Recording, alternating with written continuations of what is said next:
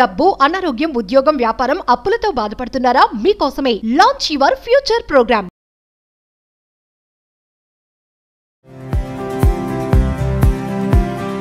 ఉగాది పండుగ స్పెషల్ కొంతమంది అమ్మాయిలు అబ్బాయిలతో చిట్ చాట్ చేద్దామని.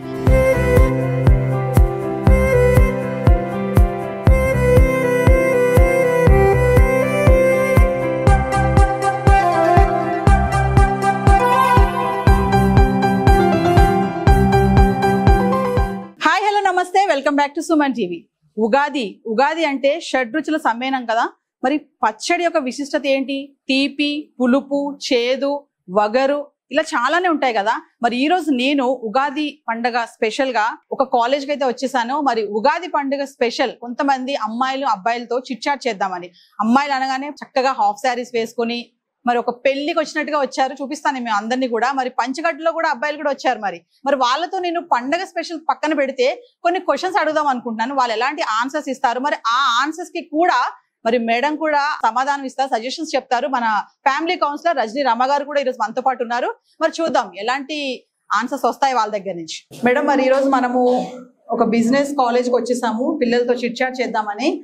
నేను కొన్ని క్వశ్చన్స్ వేస్తాను వాళ్ళని, మీరు కొంచెం వాళ్ళని అబ్జర్వ్ చేయండి ఎలాంటి ఆన్సర్స్ వస్తున్నాయో. వాళ్ళు ఏమైనా ప్రశ్నలు వేస్తే కూడా మనం ఆన్సర్ ఇవ్వాలి ఖచ్చితంగా. Hello all,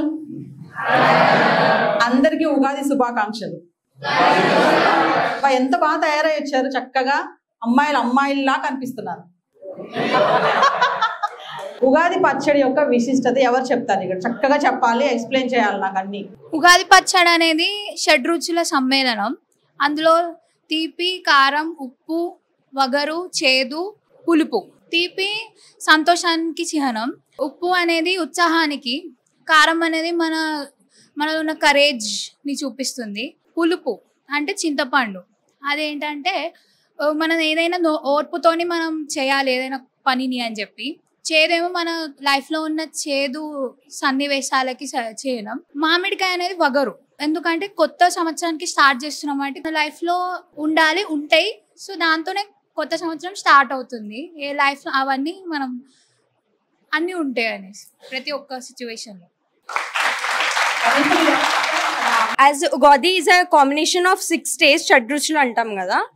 So life is not only one thing, it's a combination of both good and bad.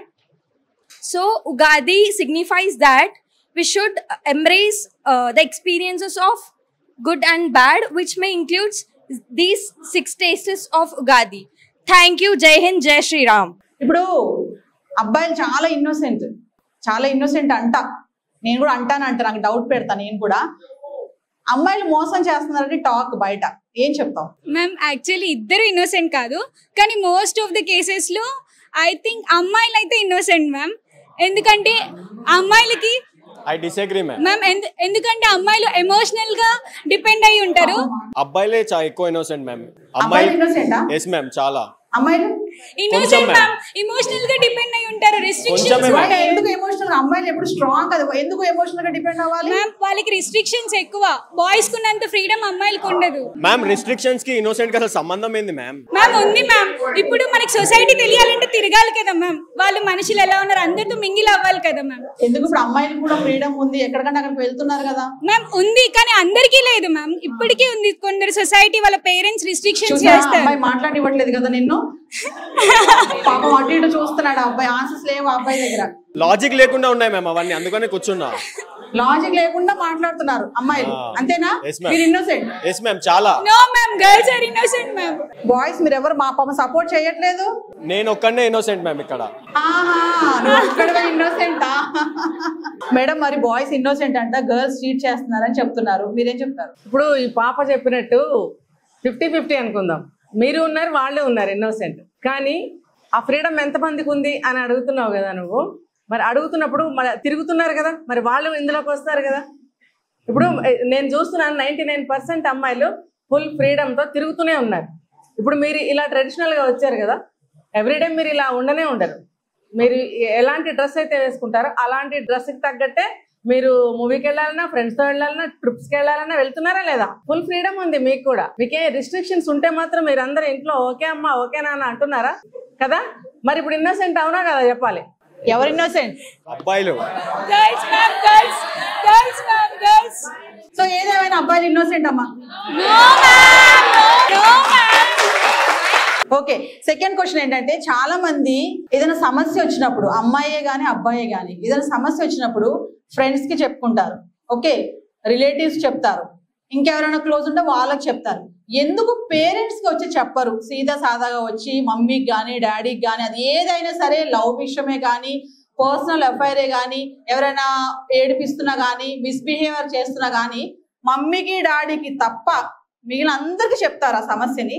ఎందుకు పేరెంట్స్ కి చెప్పడం లేదు? అంటే పేరెంట్స్ వాళ్ళకి ఫ్రీడమ్ ఇవ్వట్లేదా? వాళ్ళు అర్థం చేసుకునే విధానం వేరే ఉంటుంది మ్యామ్.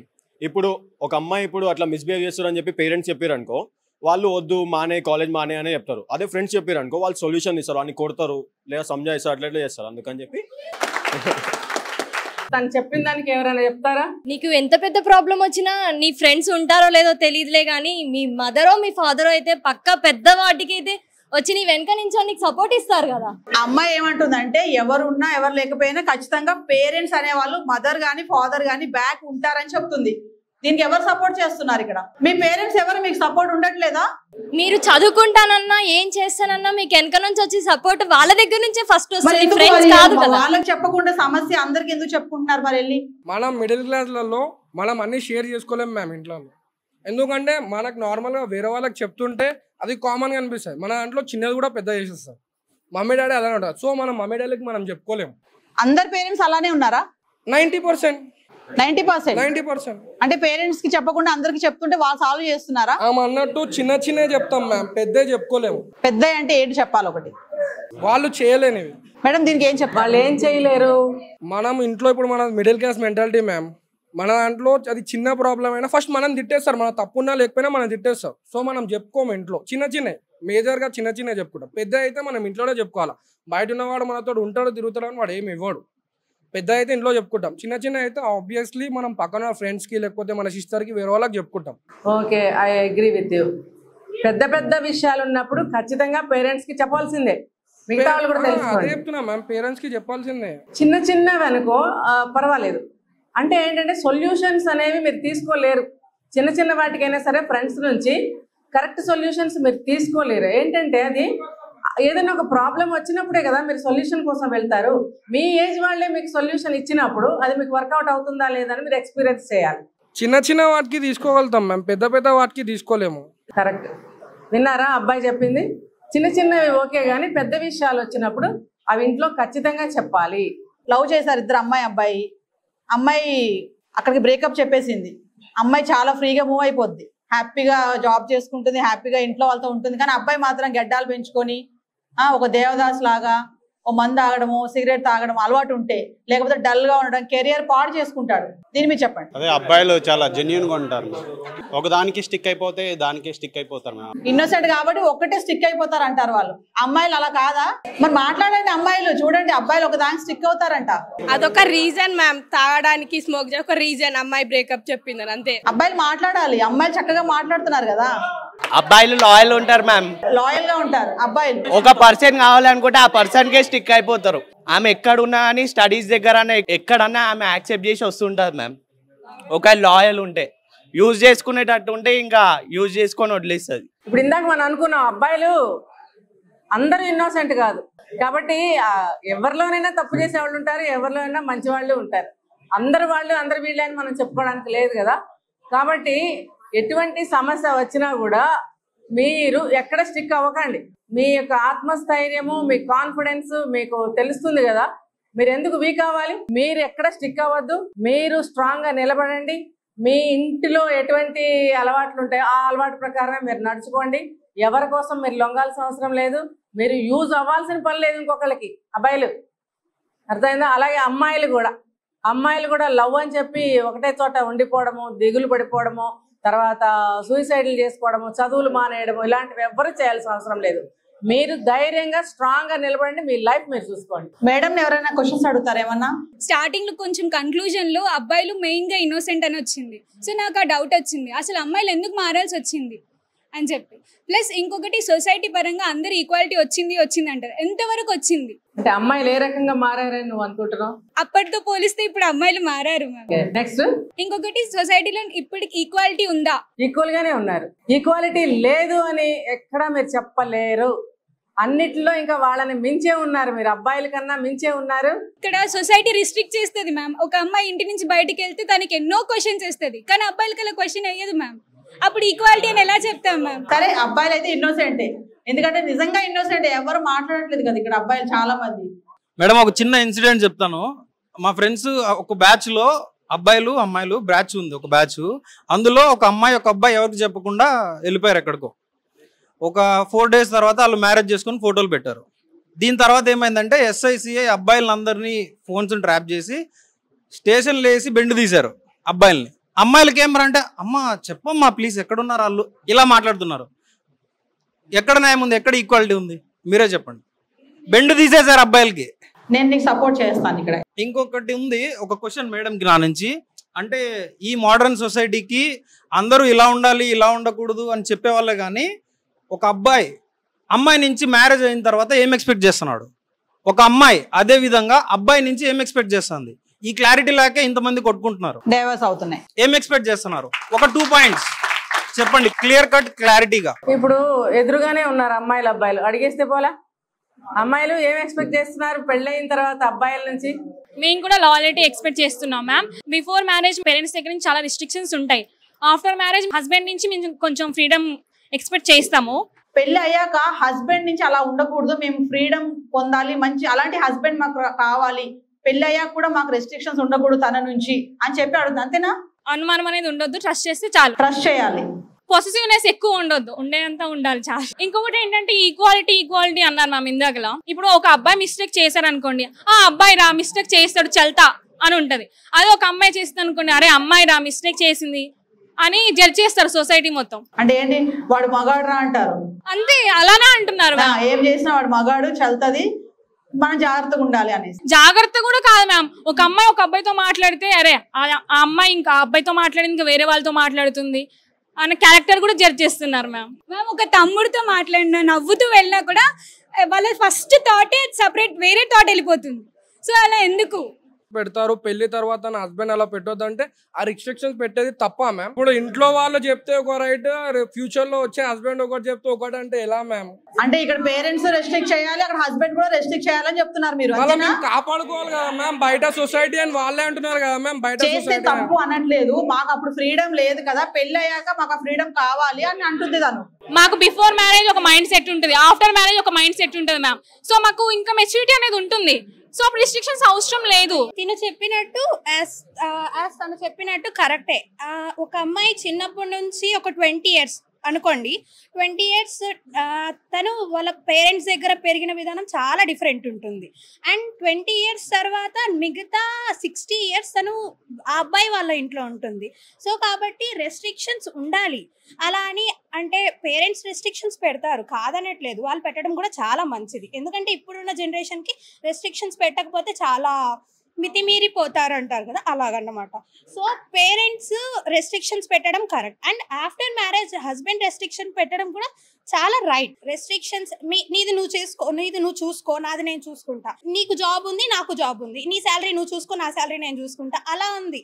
ఇప్పుడు రెస్ట్రిక్షన్స్ అనేది ఎలా ఉండాలి, మరి అంత ఉండకూడదు, చెయ్యి అతి చెయ్యకు అన్నట్టు ఉండాలి, లిమిట్స్ లో ఉండాలి. సో కాబట్టి రెస్ట్రిక్షన్స్ పెట్టడం కూడా కరెక్టే. యాజ్ బాయ్స్ పర్స్పెక్టివ్ లో రెస్ట్రిక్షన్స్ పెట్టడం అంటే వాళ్ళ ప్రాపర్టీని వాళ్ళు కాపాడుకున్నట్టు. సో కాబట్టి అమ్మాయిలకి ఏం అవసరం లేదు మ్యామ్, జస్ట్ చిన్ని వస్తువులు, చిన్ని things, little things makes us happy ma'am. అంటే అమ్మాయిలకి పెద్ద ఆశలు లేవు, చిన్న కోరికలు. అందరూ ఒకేలా ఉండలేరు కదా మ్యామ్, మన చేతి ఫింగర్సే ఒకలా ఉండవు, అలాంటిది వేరే వాళ్ళు ఎలా ఉండాలి అది మనం చెప్పలేం కదా. సో కాబట్టి చిన్ని థింగ్స్ అంటే అమ్మాయికి తగ్గట్టు అమ్మాయిని అర్థం చేసుకోవాలి, అమ్మాయికి తగ్గట్టు అమ్మాయికి ఏం కావాలో చూసుకోవాలి, అమ్మాయికి ఈవెన్ బాయ్కి కూడా అంతే, ఈ అమ్మాయి తనకి ఏం కావాలో అన్నీ చూసుకోవాలి. సో అలా ఎఫర్ట్స్ అనేది 2 sides నుంచి ఉండాలి. 50% 2 sides నుంచి ఉంటేనే 100% అవుతుంది. సో అప్పుడే రిలేషన్షిప్ అనేది స్ట్రాంగ్ ఉంటుంది. గైస్ ఇప్పుడు నాకు తను మాట్లాడిన దానికి ఆన్సర్ కావాలి అబ్బాయిల నుంచి. ఇప్పుడు మ్యారేజ్ చేసుకుంటే ఎలా చూసుకుంటారని అడుగుతున్నారు కదా. సో తను పెరిగిన ఎన్విరాన్మెంట్ 20 years పేరెంట్స్ దగ్గర వేరే ఉంటుంది. మేబీ తను తర్వాత అప్కమింగ్ ఇయర్స్ ఒక మ్యారేజ్ ఒక 24 years చేసుకుంది అనుకో, మిగతా రిమైనింగ్ 4 years ఎలా ఉందో నాకైతే తెలియదు. మేబీ తన పాస్ట్ ఎలా ఉంటుందో కూడా నేను చూడలేదు. మేబీ ఇన్ కేస్ నా దగ్గరకు వచ్చి నన్ను మ్యారేజ్ చేసుకుంటే నేను తనని ఎలా చూసుకుంటా అంటే లైక్ ఫస్ట్ ప్రియారిటీ తనే ఉండాలి నాకు. ఎందుకంటే లైక్ ఇప్పుడు మా మమ్మీకి మా ఫాదర్ ఫస్ట్ ప్రియారిటీ చూసుకుంటాడు. సో నాకైతే తనే ఫస్ట్ ప్రియారిటీ. ఎందుకంటే తన ఒక లోకాన్ని ఒక ప్రదేశాన్ని వదిలేసి నా దగ్గరకు వస్తుంది.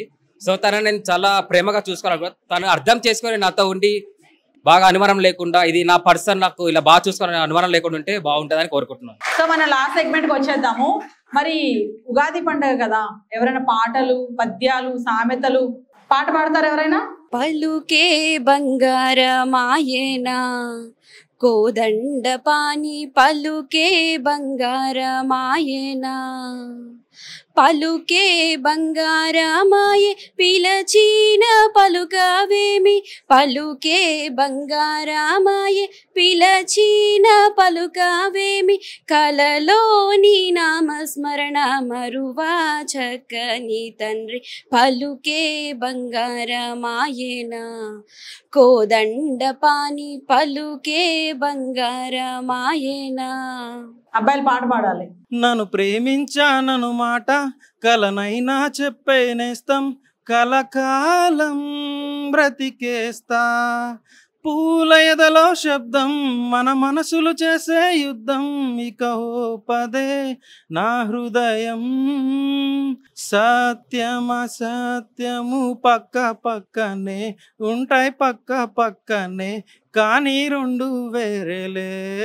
మంచి పద్యం చెప్పాలా. చిక్కిన పాలపై మిసిమి చెందిన మేగడ పంచదారతో మెక్కిన భంగిని విమల మేచక రూప సుధార సంబు నా మక్కువ పల్లెరంబున సమాహిత దాస్యమనేటి ద్రోహిటన్ దక్కెట నంచు జుర్రదన్ దాశరథి కరుణాపయోనిధి. ఉప్పు కప్పు రంబు నొక్క పోలిక నుండు చూడ చూడ రుచుల జాడ వేరయ పురుషులంది పుణ్య పురుషులు వేరయ విశ్వదాభిరామ వినురవేమ. వైష్ణవి క్లాసికల్ డాన్స్ చేస్తుంది.